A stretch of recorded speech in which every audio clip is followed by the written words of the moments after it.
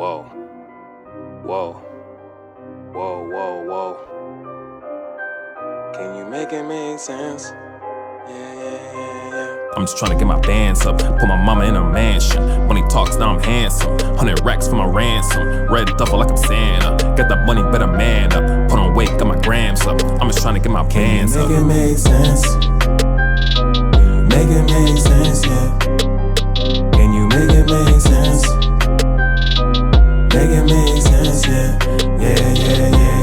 I'm just trying to get my bands up, put my mama in a mansion. Money talks, now I'm handsome. 100 racks for my ransom. Red duffel like I'm Santa. Got that money, better man up. Put on weight, got my grams up. I'm just trying to get my bands up. Bands up, bands up, bands up, bands up, bands up, bands up,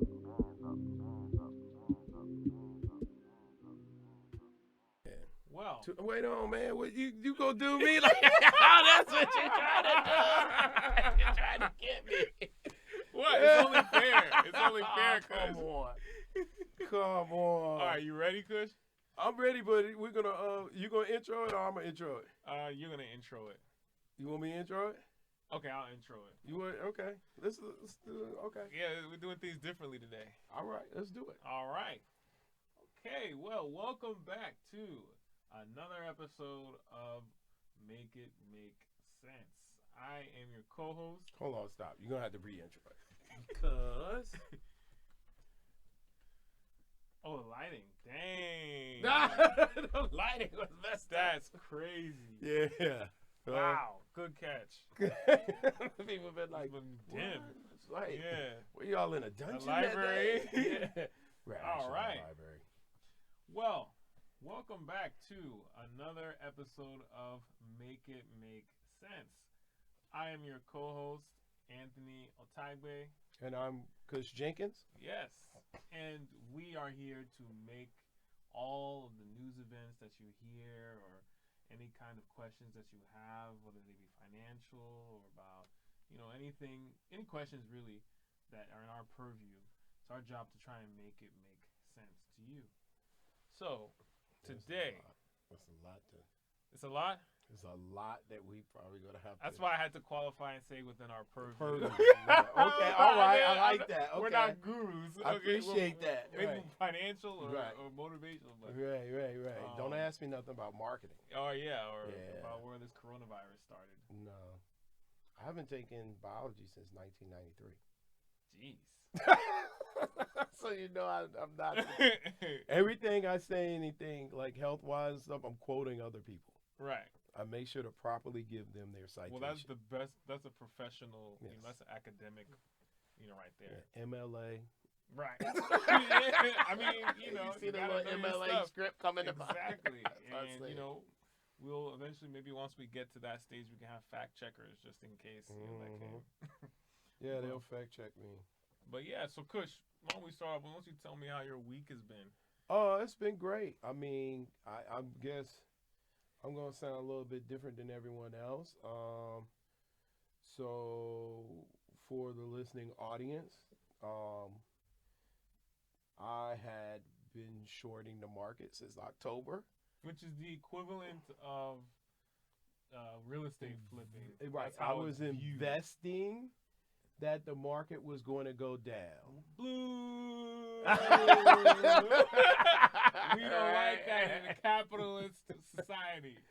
Hey, things were overvalued, and you decided, the American public decided, well, not the American public, the electoral college via the American public decided to choose the leader that you've chosen. So I saw headwinds. I didn't foresee the coronavirus. I didn't foresee the oil price war, but I foresaw headwinds with a leadership that is not 100% effective. I'm not saying that they're not good. I'm just saying they're not 100% effective, right? And yeah, it was a pretty simple call for me in October or November to forego some of the run up, those last couple of months run up, and to short the market. So I started Just before February. sorry to interrupt. Could Right. you explain to some of our viewers what shorting is? Shorting is an investment when you are making money when the price of an asset is going down, right? So as the stock market prices have been going down, my investments have been going up, and vice versa. So it's just the opposite of what we would call long, which is the normal investment. When you buy Apple, let's say at 200 and it goes to 250, that's a long investment, and you're looking for price appreciation. What I was looking for is price depreciation. So I was buying Apple at 200, estimating that it will go to 150. That was my investment. And that investment has paid off fivefold. 80% of my portfolio that I was managing was in that investment. That's my own personal portfolio. So just before anybody runs up in here and says, "Oh, you manage a portfolio," that's my money. So, and 80% of it was in a short position, and so I've done very well with it. And so, unlike many who will come in here and talk doom and gloom, I have gone from I've done very well in the last couple of weeks. Still continuing to do very well. I think the market is even down today. Retraced its Tuesday gains, and we're back to the market session lows of Monday, and so I've been scaling out of the short position and scaling into a long position. Now you can cheer me, because now I'm back investing in companies for the price to go up. But that's a slow process. I'm not, and I've got time on my hand, and I've got capital. So I think when I started at the beginning of this month, I'm talking about I probably was like 80% short, 10% cash, 10% stocks. Now I'm probably 40, 50%. I've cut my short position probably 40%, but it continues to grow. It's growing so fast that it's hard to keep. So I'm probably like 40, 50% short, 20%, 30% cash, 30% equities. So great week for me. Just as a question, if one of our viewers, were interested or wanted to maybe experiment with shorting, if we were to use the current crisis, I guess, that we're in right now with coronavirus, and we use the stock that you were talking about, for an example, like Apple, in order to successfully short that stock, would it be true that you would have had to basically sell that stock at whatever price it's at currently, and then buy it back, hopefully at a lower price than you had previously bought it, if that makes sense? No, are you asking how a short works functionally? Yeah. Like in this, especially in this context. So how this works? If you were to buy a short position on a stock, I bought an ETF. That's an exchange traded fund. So there's something totally different. But let me just talk about shorting a stock itself. When you short one stock, what you're basically doing is you're buying the stock at $200. So let's say you buy 100 shares of that. No, what you're doing, you're borrowing 100 shares of the stock at $200 a share, right? And you sell those shares immediately. So, for example, I would go to my brokerage. Let's say one of my brokerages I use, this is not an endorsement, I'm just telling you I use them, is E-Trade. I would go to E-Trade and say, I want to short Apple.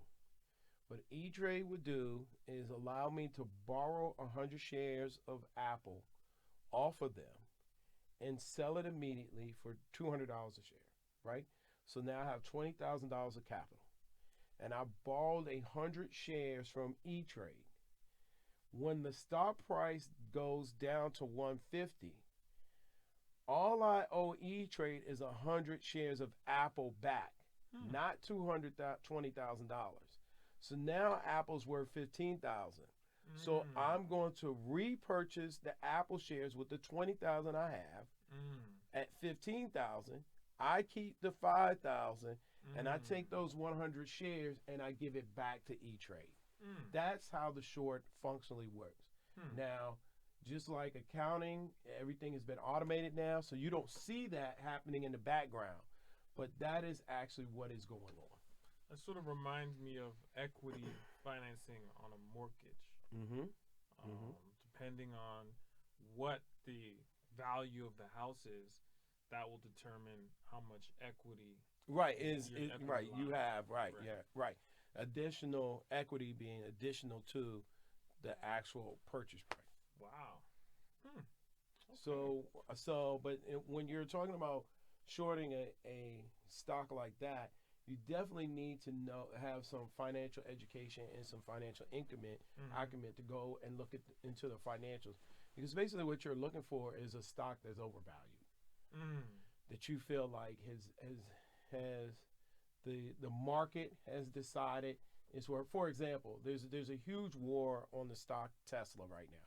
So there are a lot of people who think it's overvalued. There's a lot of people that think that it's undervalued, right? So the people who think it's overvalued believe, I guess it's at $250, $300 a share right now. They're saying no, it should be 100, right? I mean, the PE is some astronomical number. I cannot remember it right now. So so they're shorting it, and the idea that eventually it'll go back to 100. I'm going to buy it today at 250, but eventually it'll be $100, and I'm going to make the money off the short. Wow, that's surprising, especially on a company like Tesla, which is touted to be like such a progressive. It's supposed to be on the pulse of the future. Yeah, but the problem is, and there's innovation there, a lot of innovation. The problem is a lot of times, especially with their vehicles, they miss numbers. They miss production numbers. They miss sales numbers. They're constantly missing numbers, which has, which has some question. I mean, people have touted Elon Musk to be like more of a genius than Jeff Bezos. But the truth is, Jeff Bezos, when he's going to lose money, he tells you, I'm going to be losing money. And when he's going to make his numbers, he'll tell you he's going to make his numbers. Elon Musk, not so much. He's sort of like, just trust me. And he's almost like, just trust me in the dark. Jeff Bezos is like, trust me, but I know what's in the dark. So let me tell you. Online shopping is not just going to be books. It's going to be toys. It's going to be clothes, right? Servers are going to be the next big thing. So I took your profits and I put it in the servers. I'm sorry. I know you don't see it that way now, but eventually your cell phone will collect data every second or every millisecond, and not just, every 30 minutes. And, free shipping is going to be the next thing. So I just took your profits and I put it into free shipping. He's guiding you through why his company is losing money. Elon Musk, not so much.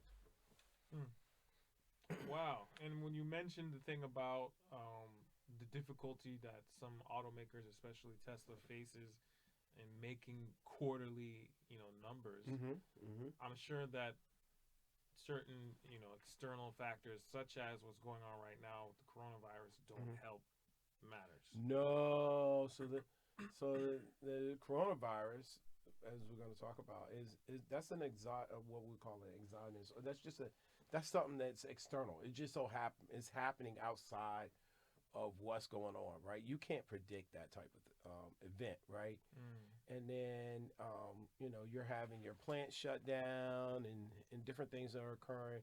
So these events, and I've heard the word Black Swan kicked around. Black Swan is a once in a lifetime event, right? And so that's Spanish flu, that's the financial crisis of 2008.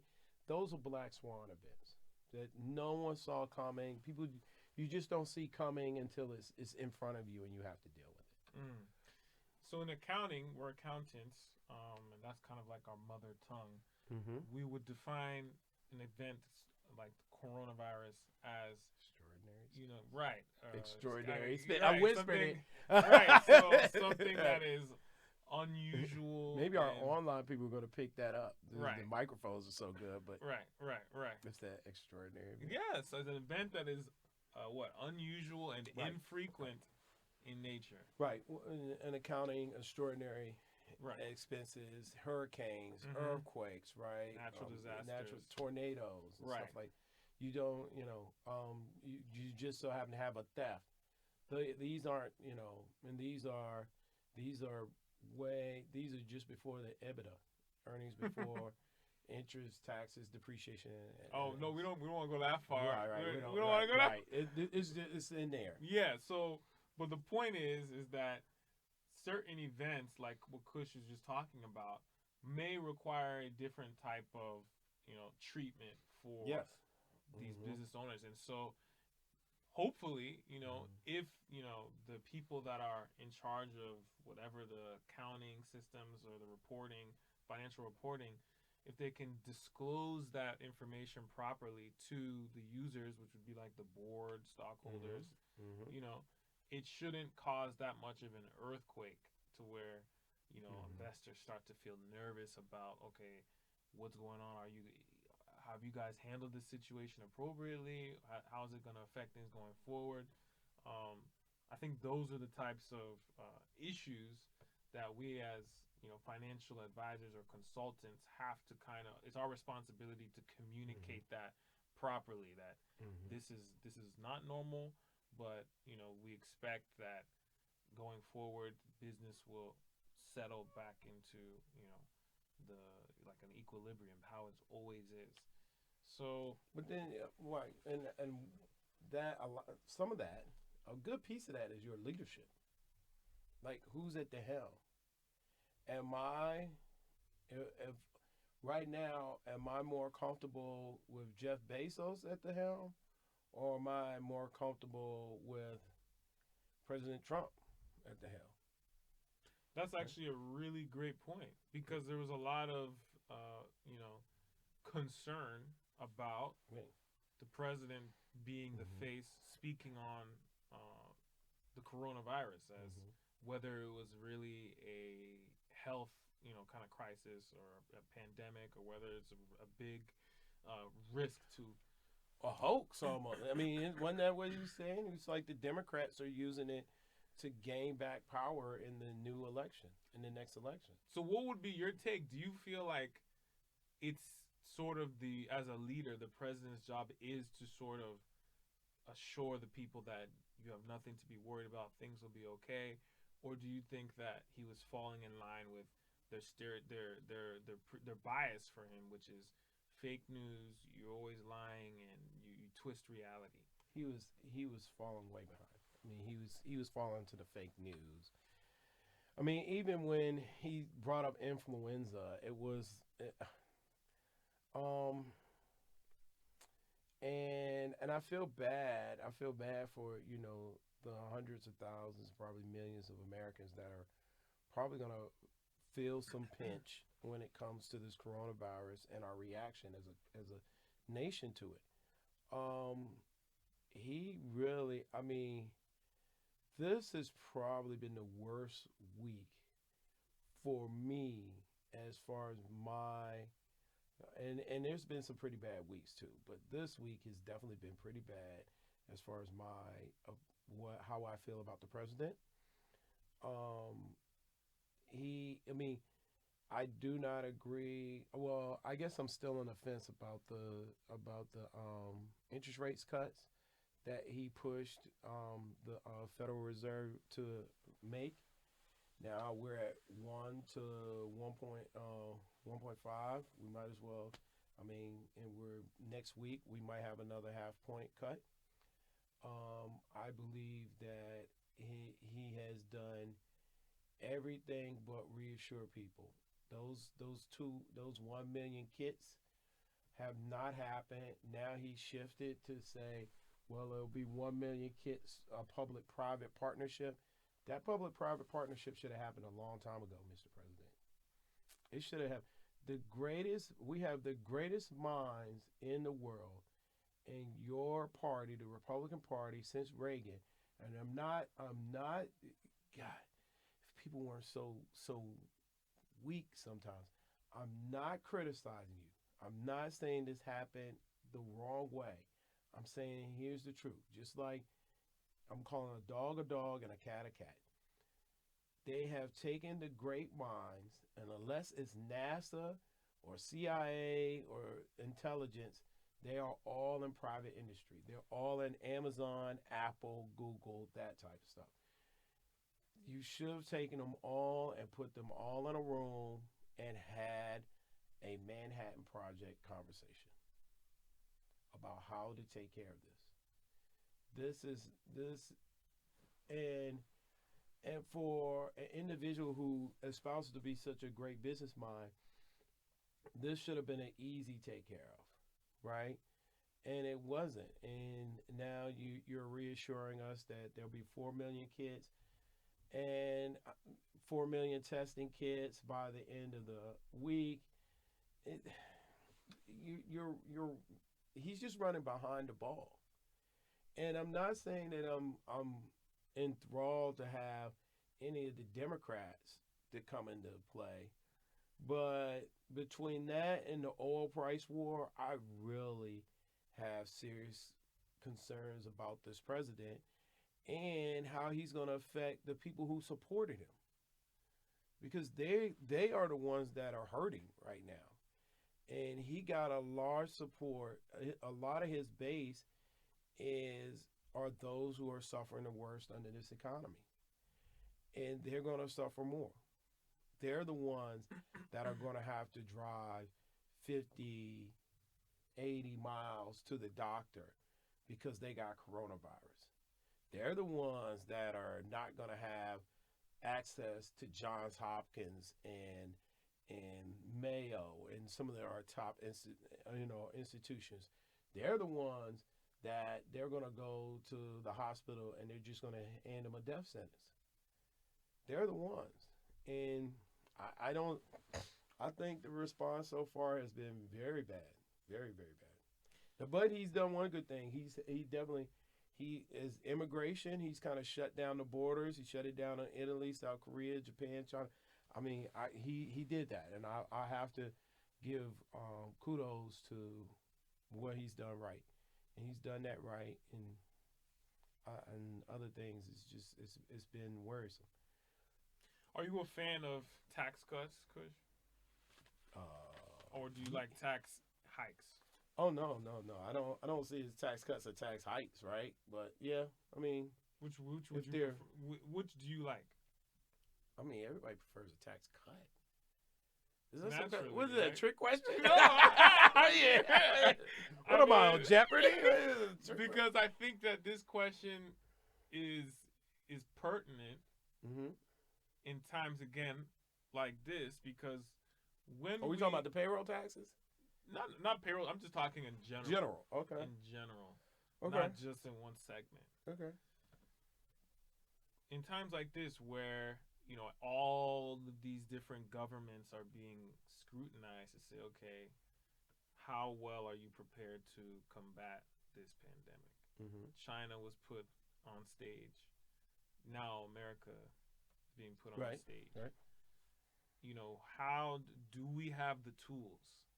And so when we, rally for tax cuts to say, yeah, I want more of my money, I don't like the government taking a piece out, it's hard to not wonder what the ripple effects of that are when you think about, okay, certain agencies that are supposed to be tasked with preparing and fighting for these kinds of instances, these events, does that affect our ability to combat these things, in your opinion? No, I don't.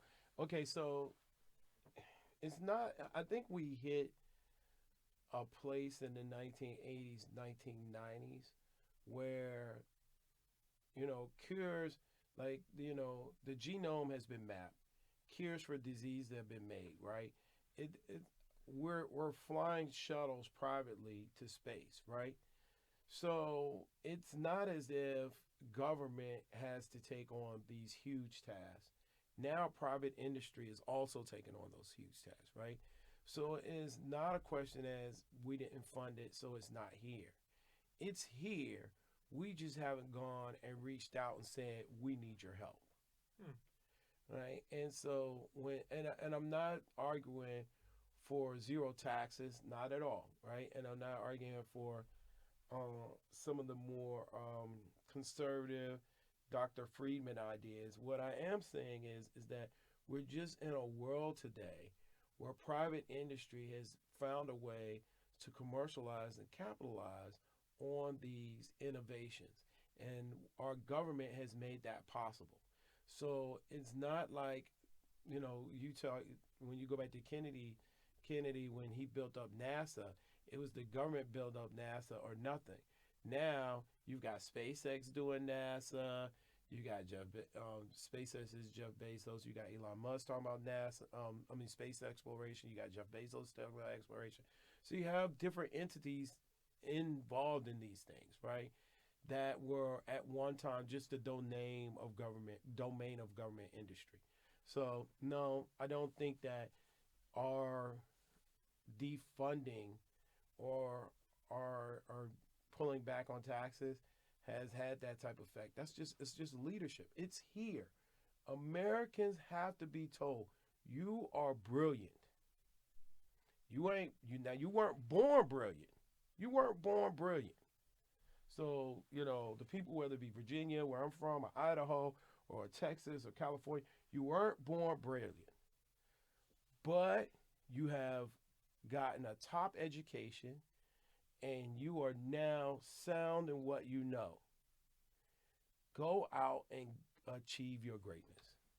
And that greatness is right there, but that greatness also needs leadership, right? Yeah, I think you're completely right. Sound leadership. Right. Leadership. Right, sound leadership. Yeah. Leadership is very, very crucial, I think, in the success of any organization, any government. In any kind of group, the leadership is going to be the most important factor. I mean, I'm Nigerian, and in Nigeria, that's what Nigeria's always been criticized for lack of leadership. That's the reason why we're not one of the fastest growing African economies.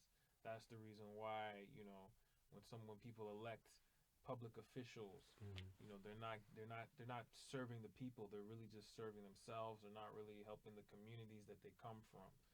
And essentially, the only reason I asked that question is because it's hard not to.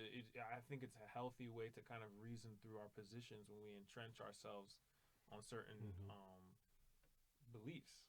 I believe that the government shouldn't be, taking my money, or to the extent that it is. But then it's hard not to notice the other sides of the benefits of what is going on. Because again, in Nigeria, people aren't really paying taxes like that. Right. But then you look at the infrastructure, and you look at the social welfare programs, and the lack thereof, and you're like, okay, maybe taxes wouldn't be too bad, right? Yeah. Right. There's an economic curve for that, right? If taxes were, if people were to pay 100%, then if taxes were 100%, people would pay zero. If taxes were 0%, people would make a whole bunch. If taxes were 100%, people would make no money. If taxes were 0%, people would try to make all the money they could. And there's a curve. There's like a bell curve in the middle. This economist got a prize from President Trump last year, I believe. And then somewhere in the middle, right, is where we need to be, right? With tax collection and economic productivity. Right. And so, yeah, you're right. There needs to be tax collection in order to advance infrastructure and those projects that are not profitable, right? Unless we're gonna put some toll roads on those. Yeah, I mean, it's definitely hard, like, to imagine a society where people aren't really contributing to the welfare. I mean, they talk about like public bathrooms. a public bathroom is considered to be like for the public, but nobody really understands like, because if you're saying if I don't own it, then it's not mine. Right. Like that's how we think.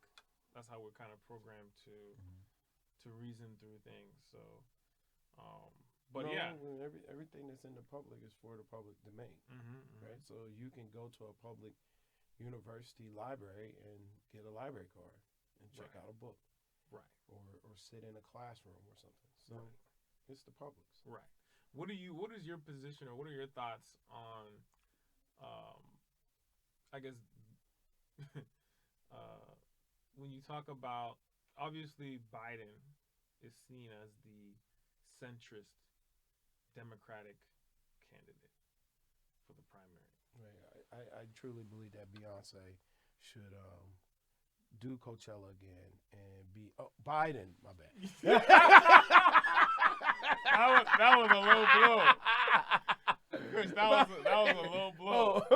Oh, you said Vice President Biden. I'm sorry. That was a very low blow. Oh my goodness. I think that Beyonce is the greatest singer of all time, and she is the second coming of Janet Jackson. And you know, that let's we've how been about very we happy. avoid rather than you know. I think Lemonade was the greatest diss record of all time, and rather than okay, Biden. Okay, go ahead. No. No, this The is Democratic Progress. You gotta ask the question. Please ask me about. Please ask me about. Yeah, Vice no, President. I mean, you know, I think it sounds like you've sort of answered it already to some degree, but yeah, I mean, it from I'm always trying to ask my questions from a frame of how will it affect me. Mm-hmm. So, if we juxtapose Biden's America versus Sanders' America. Right. How will, because a lot of people, Sanders isn't afraid to call himself a socialist. That's Right. That's the first controversial asterisk that people put on his name. Right.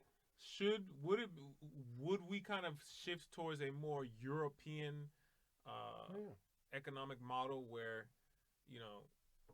healthcare, right, is going to be heavily subsidized, but at the same time, we can expect that overall we're going to be we should expect a bigger bite out of our paycheck. What can you just kind of, for us, just summarize how we could expect that to kind of affect us as the everyday individuals under either candidate?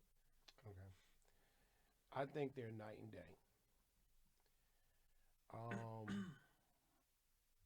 I love them both. I have no problems with them, right? So, and as I said, we live in this world where you criticize anybody. It's so prolific. But I'm gonna go back, and I'm gonna talk about Senator Sanders.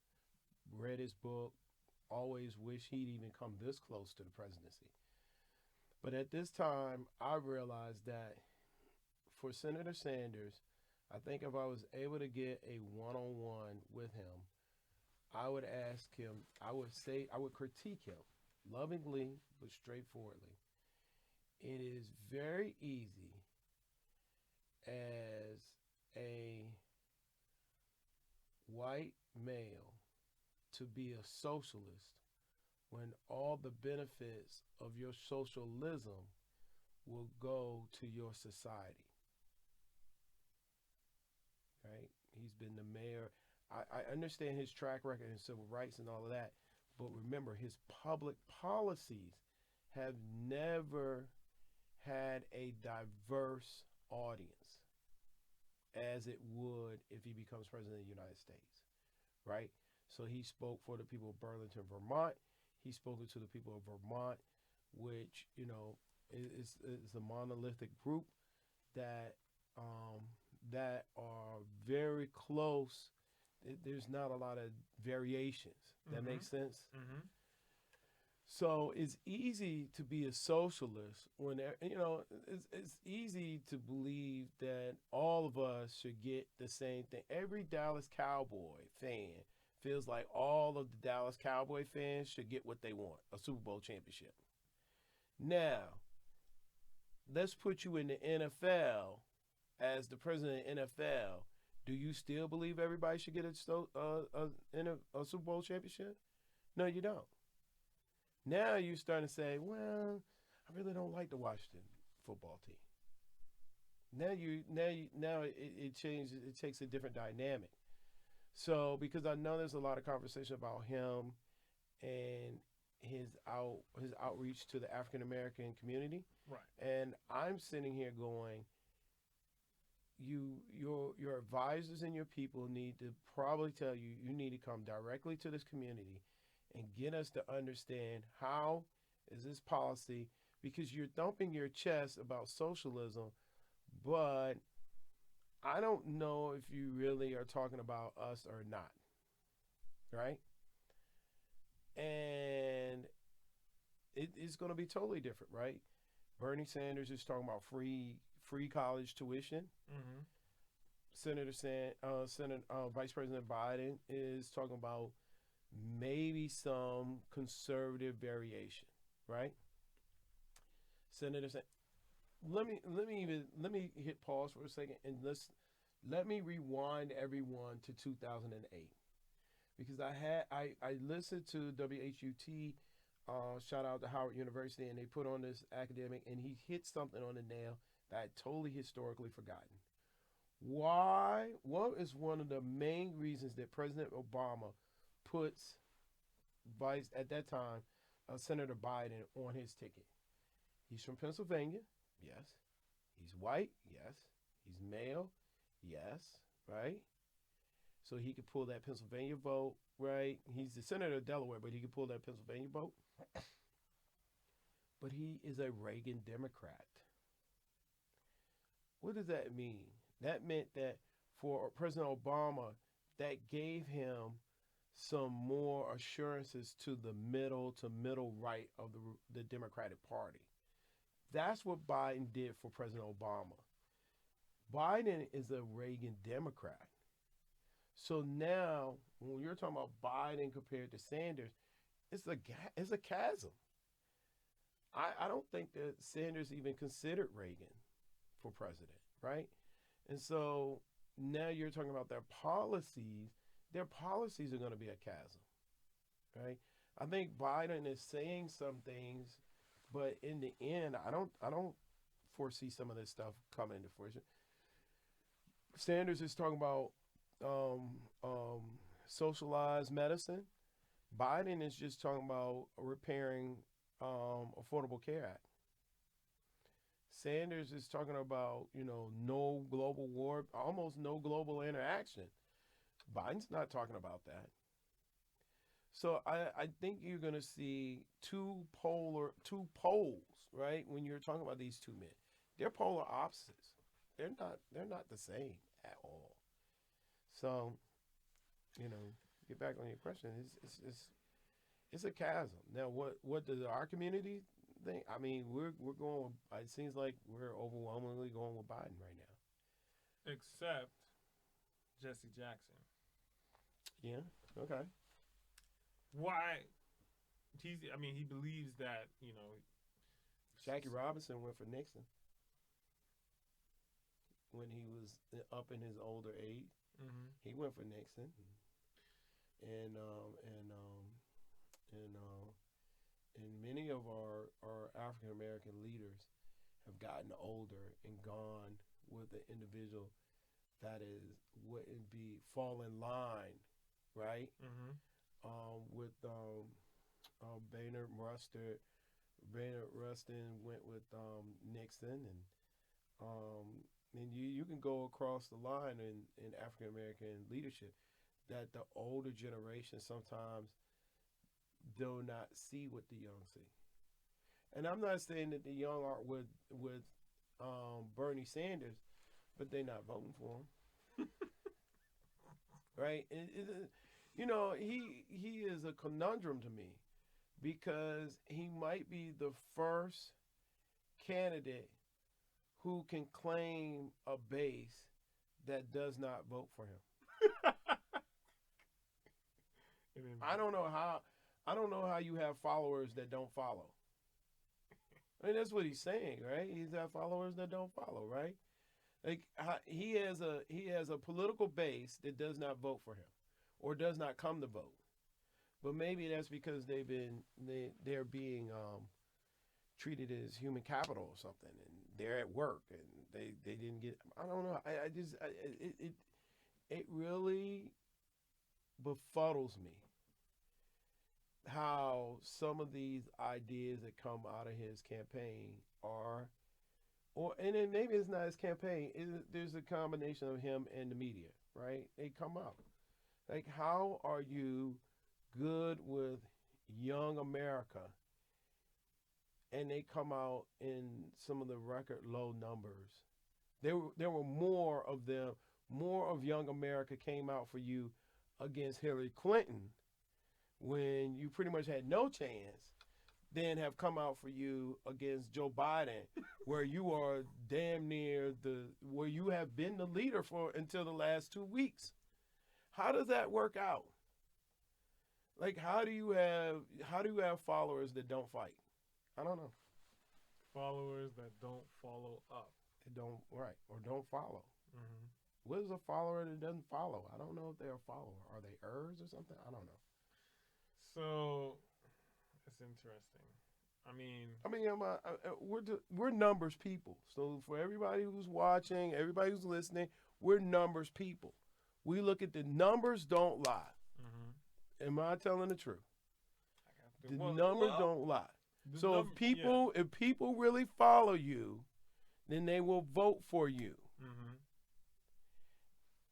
And I'm trying to see where's this huge turnout he's talking about he's going to get with young voters. We are pretty much we're about 40%, 50% through with the primary. Where is your young voter turnout? You had bigger numbers in 2016 than you had in 2020 in some of these states. Key states that you need to turn out. I guess back to the Jesse Jackson thing, just because I think that's pretty like monumental, Mm-hmm. considering his position within the black community.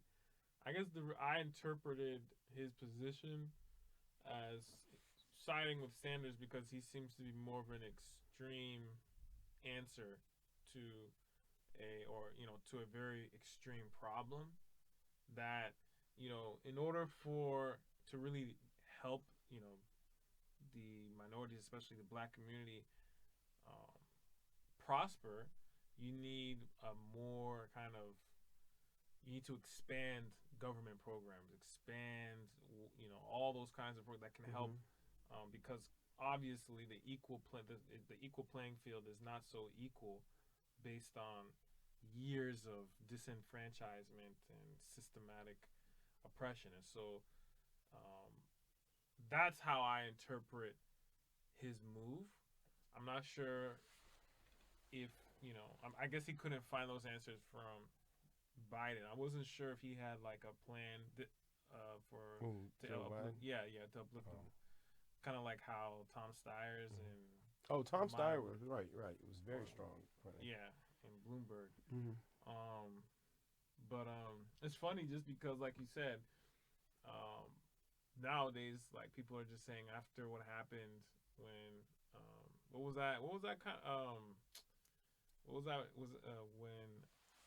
when all the candidates started dropping out. Right. Was that, yeah. Was that endorsing before Super Tuesday. Yeah, Super Tuesday. They were endorsing. Yeah. So now, because basically somehow Bloomberg became the deciding factor, and now that he's sided with Biden among all the other prominent black leaders and all the other Democratic candidates, nobody believes Sanders has a chance. No. That, I guess, coupled with his extreme, Okay, so I'm going to couple in your statement of Sanders doesn't have a chance with Reverend Jesse Jackson. If you want to get the vote of young people 30 and under, who do you make a big deal of their endorsement? Reverend Jackson or Killer Mike? Probably Killer Mike.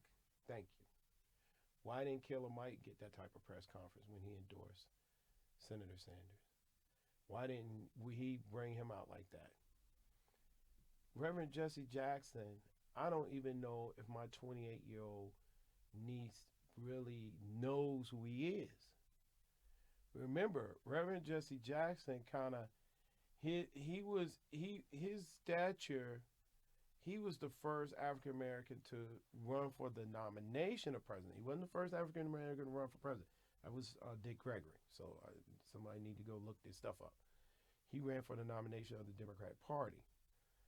However, I think once President Obama won, it took some of the shine off of him. That makes sense? It's like, to me, when I was growing up, Dr. J was everything.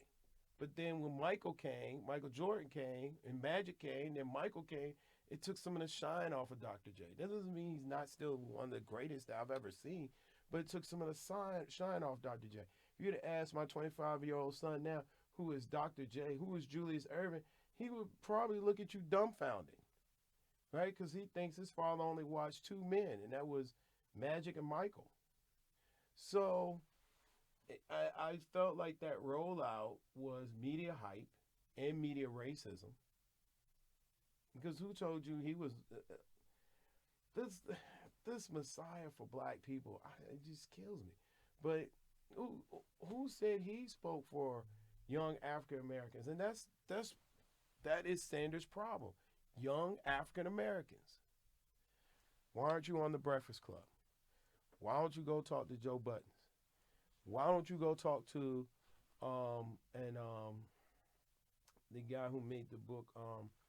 Why don't you have the guy who made the book Charlemagne? Between Me? Oh, Charlemagne. Why don't you have Charlemagne come out for you, or someone that more represents that community than Reverend Jackson? Jesus Christ! You're trying to convince Iranians to vote for you, and you're pushing that you got supported by Benjamin Netanyahu of all people. It's not going to help you. It's probably going to hurt you. So, no. I mean, Senator Sanders, his problem is with the group that he thinks that follows him. And I guess he has not convinced them how to best follow him, or how he needs them to follow him. But then in that case, I'm going to defend his followers and say, you don't have clear leadership, and you don't have a clear message on how you're really going to help these people.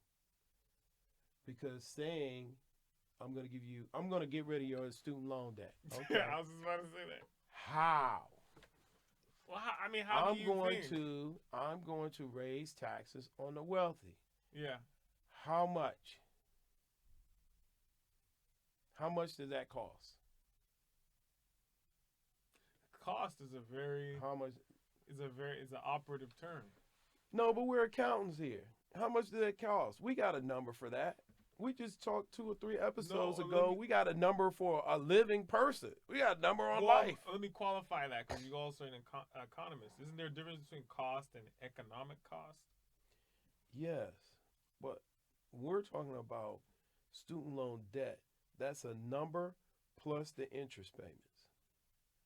What is that number? Mm-hmm. And then how much in taxes do you have to increase on that group to get it done? Mm-hmm. And then after you figure that number out, can you get the Senate to pass it? I have a funny feeling that by the time Senator Sanders even makes it to the presidency, no one in the House nor the Senate, the Democrats and the Republicans in the House and the Senate, are going to agree about one thing: getting him out of there in 2024. That's going to be what they're going to agree on. And nothing he's going to talk about will pass. If you're Senator McConnell, why would you pass anything like that? Senator McConnell wouldn't he let Justice the judge come up for the last judge that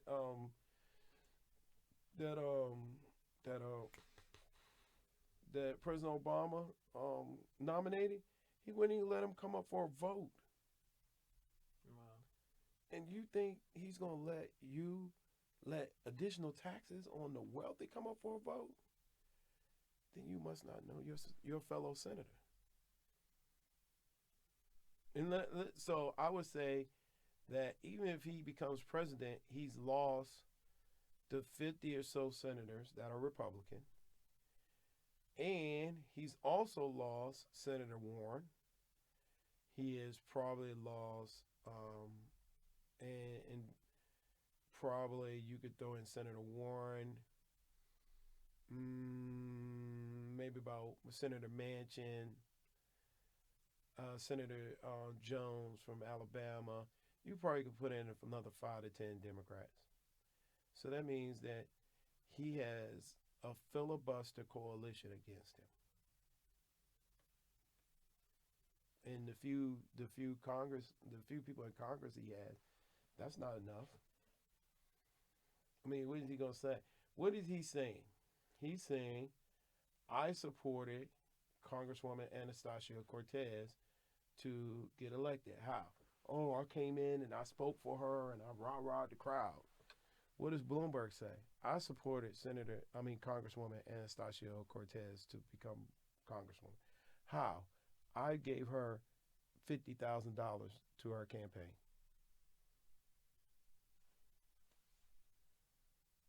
Side note, they said that the amount that Bloomberg spent on his campaign, someone made a joke that, $500 million. Yeah, that it was enough to give every single American $1 million if No. you wanted to. Not a million, not 500 mil. Yeah, because the population of the United States of America is like 300 something. 300 mil. So if you wanted to, Oh, $1, like $1.50. No, like literally $1 million to every single U.S. citizen. No. No, it's 300 million citizens. He spent 500 million. Right. That's only so you couldn't. He would $1.66. You get what I'm saying, right? Because they said that he spent 500 million for every vote. He might have gave because that's only 500 people. Maybe 100,000. No, that's still 5,000. No, numbers don't work out. But what they're saying is he spent a lot. I get the context. They're saying that he spent so much money that he could have gave out the money. Mm-hmm. Okay, you can give out the money too. That's. I mean, I hear those jokes, but I hear those jokes from people who don't have the ability to do it. Oh, if he could have gave everybody $1,000 instead of flying that spaceship in the air and it crashed. Okay, and you can give everybody $1. Why don't you go give everybody $1? That's ridiculous. Well, what else we got? Well, the topic of the day, education. Oh yeah. And education, we're academics, so we come from the institutionalized version of education. But the truth of the matter is education can come from, or does come from, every aspect of life. Yes. Not just in the classroom. So our topic of the day really is, how do you make the best use of the education you receive? Or how do you identify when you've received an education? Because a lot of times people may say, oh, you made a mistake, or I wasted my time in college. This degree was worthless, but was it? Right. In the grand scheme of things. Is it possible that in the course of your time studying for that anthropology degree, maybe you met a partner who maybe has a desire to build an app, and somehow you got involved with your friend in college, and now you're, VP of his company. Oh my God. Oh my God. Oh, okay. I'm not taking debate on that. I'm not taking debate. No, I mean I'm sure that happens everywhere. There you go. It's just, There you isn't go. this an example? Boy, if people could see if they could see our life for real, they would be. There is some people who are gonna watch this video, and if they were gangsters, they'd be outside our house. I heard what you said about me. I'm just talking about serendipity, I guess. Oh my God, you set that up so sweetly. Oh my God. America, the world, let me tell you right now. Please don't, but he is really referencing a true life individual. In your life, perhaps. I was just giving an example. They're in our life. Oh my God. If it resonates with you guys too, it's because Oh, you know it's true. okay. What's the question? The question is, for the topic is how do you make the best use of whatever education you receive, or how do you identify, like, okay, like, I was able to benefit somehow, some way? You gotta know yourself first. You need to spend time with yourself. One of the best things that I did, probably my senior year in college, was sit down, and I went to the University of Alabama, Tuscaloosa, and I sat on that yard for a couple of days, unbeknownst to a lot of my friends and family, and I meditated on me, who I am, what I like, what I don't like. And do not let constructs and moral constructs hold you back. If you don't like something, you don't like it. Don't sit out here and be like, oh, I actually like putting mustard on my sardines, but that doesn't make me cute, so I can't tell nobody. No, you're just with yourself. Be honest with yourself. Say, hey, I like mustard on my sardines, right?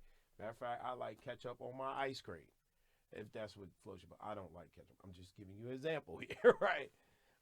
I'll tell you something. I like raw cookie dough. The package clearly tells me, do not eat this cookie dough raw. And I have yet to cook a cookie in the last maybe all of this year. Easy. Right? But I get a lot of cookie dough. So you've got to be honest with yourself. And with that clarity of who you are, then you define where you want to go. And then that should give you the guidance on how you're going to get there. Because what you're learning is the how.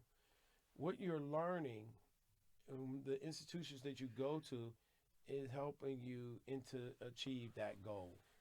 But you don't even know where you're going to go until you know who you are. Right? And so, no,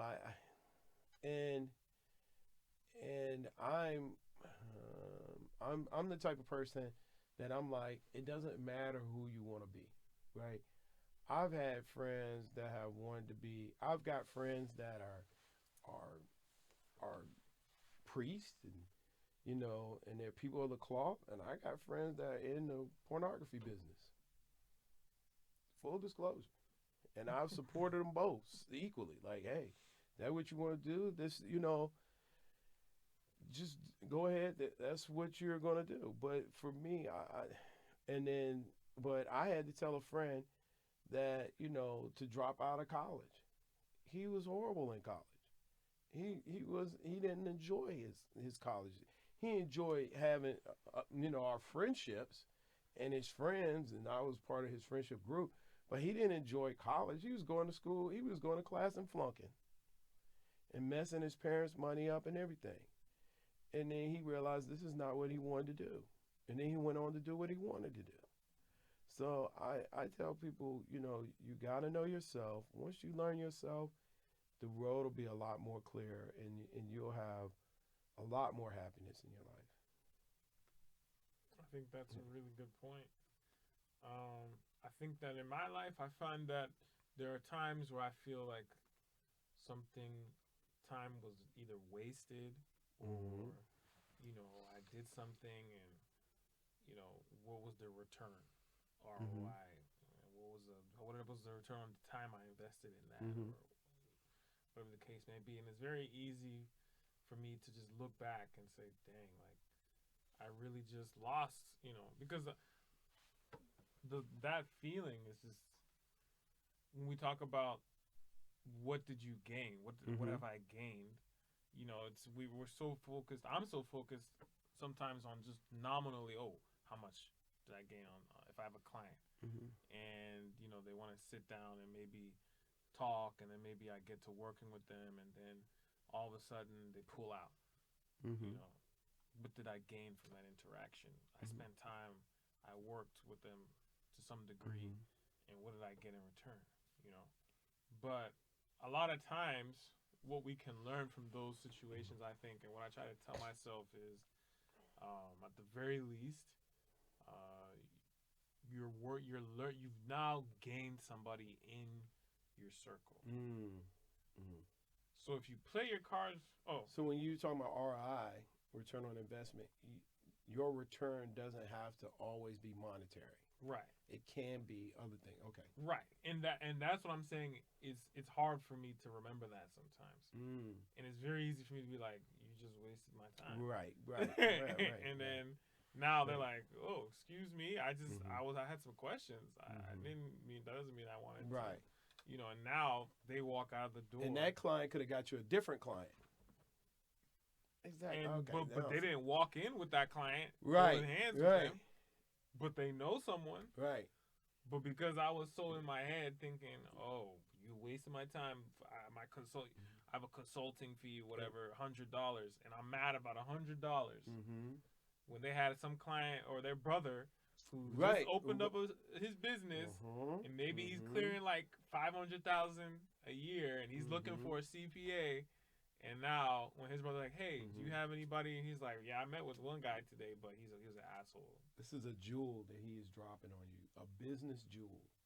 Because when that happens, not only is he getting more business, but he's making the client that didn't give him business look like a genius, because that person was able to solve. That person looks like the solution for the problem for the brother. When the brother comes to him and gets the accounting advice, now that person, next time something else comes up in accounting, guess who they're recommending? Anthony Octavi. Right. So it's really a very symbiotic relationship, because people love to look smart. And if you can solve, and they can say, oh, the answer is Anthony, and Anthony solves it, then that person that they gave the solution to looks to them for advice more, which feeds their ego, and they'll start feeding more people to Anthony. Oh my goodness! I remember I saw something recently, and I saw a video with it's the actor. It's an actor. I can't remember his name, but when I remember his name, people are going to be like, I can't believe you, John Travolta. He said that how he does a business negotiation is that he plants a seed in the other party's mind and makes them feel like it's their idea. So he wanted his plane. He wanted to change the color on his plane. So what he did, he went to the airline and said he wanted to pay them $50,000 or $100,000 to repaint the plane the company's colors. And the company said, well, that's not how it works. If you're going to put our logo on the plane, then we should pay you. And he was like, well, I just want to get it expedited. So then they said, well, let us come back to you with something different. So then they came back and they said, well, I'm sorry. His thing wasn't, he didn't want them to repaint the plane. What he wanted them to do was pay for the plane. Because the plane costs somewhere between $35,000 and $100,000 a year to maintain. So he wanted them to pick up the cost. So he suggested them that he would repaint the plane their logo. they were like, well, they treated him like he didn't know anything. So they were like, oh, you don't know. So we'll go back and we'll figure out a good deal for you. So then they came back and said, well, we'll move you up from a 707 to a 757 and put our logo on it. And then he countered and said, no, well, how about you just keep me in the 707, right? I don't need a 757, but you pay for the maintenance of the plane.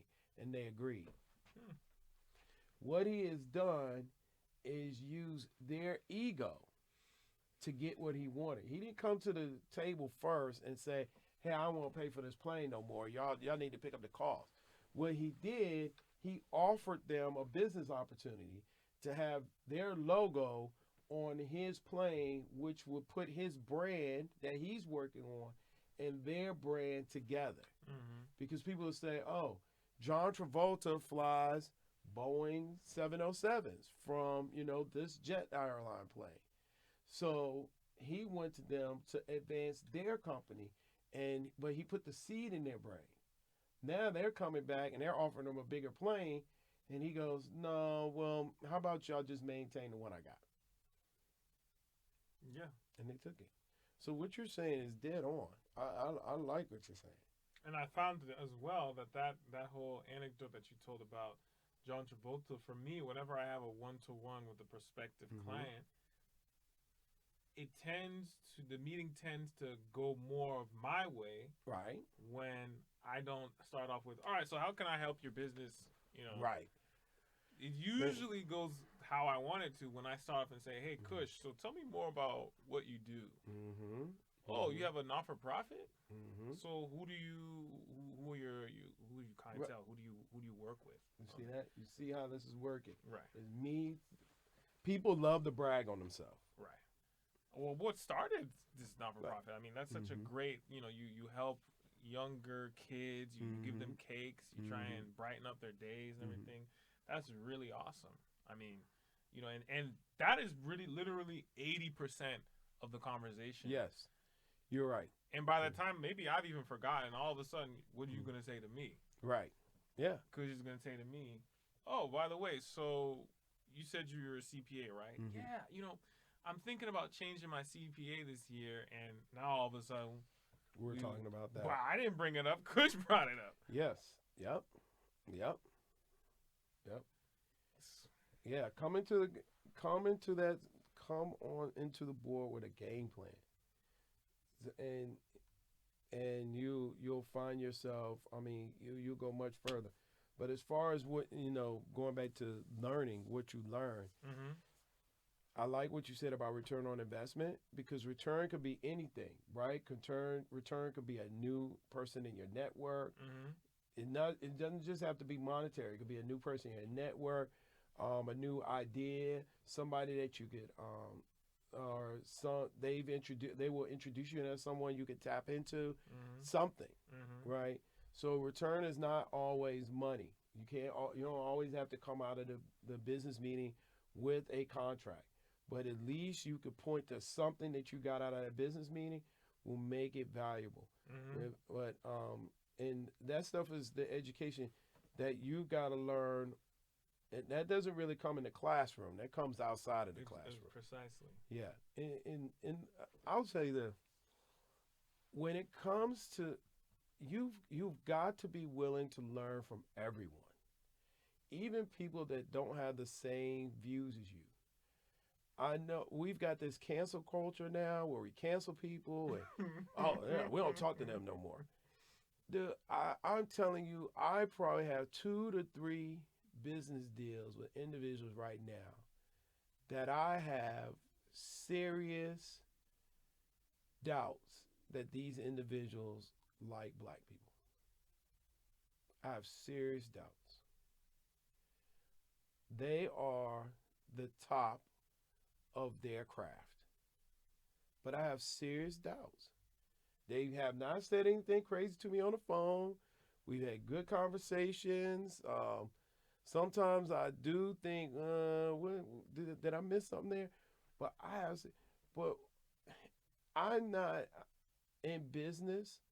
I do business with the people that are at the top of their craft and they know what they're doing. And as long as we can maintain that respect, I learn from you. And I'm not there to be. I think, you know what, we got, everybody wants to be a friend. I'm not here to be your friend.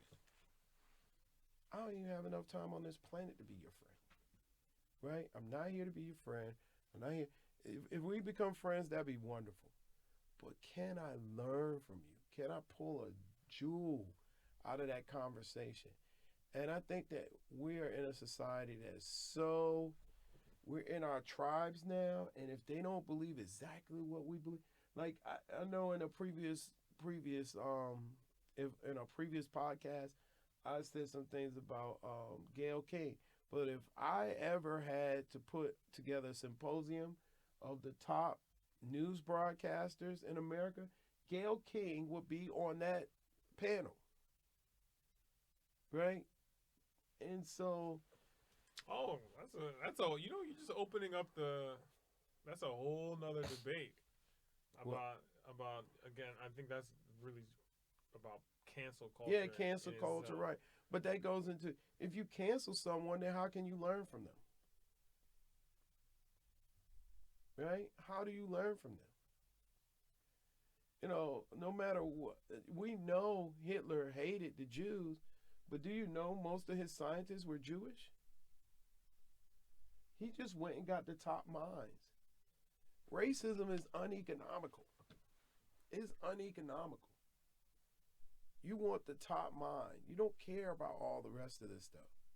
So when you're trying to learn and you're trying to hone in, especially the things that don't come into the classroom, you're going to come in contact with different cultures, different religious groups and everything. But you still need to learn from their greatness and what they do.